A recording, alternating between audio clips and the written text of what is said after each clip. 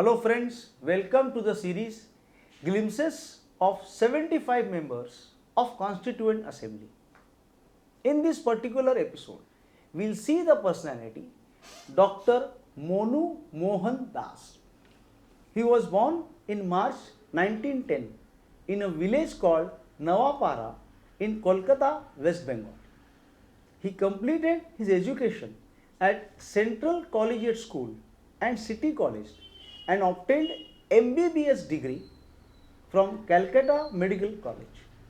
He worked as a sanitary officer in Kolkata Corporation. He had joined All India Forward Bloc, the political party led by Netaji Subhash Chandra Bose. He was elected to Constituent Assembly from the West Bengal on a Congress ticket. He spoke on various issues like he spoke on village panchayat system should be included as a part of the Constitution of India. He expressed his view that abolition of untouchability must be one of the most important fundamental rights. He mainly spoke about the minority communities in India. We'll just see what was that. 25th of August 1949.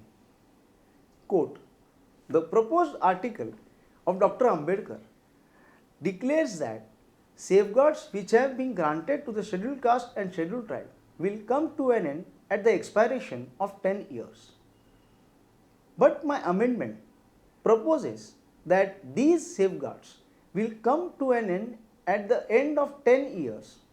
But if Parliament, after consideration of a situation then of scheduled caste and scheduled tribe, thinks that these provisions for reservation of seat would be continued for some further period, then these reservations of seat, this political concession granted to scheduled caste and scheduled tribe will continue and not come to an end.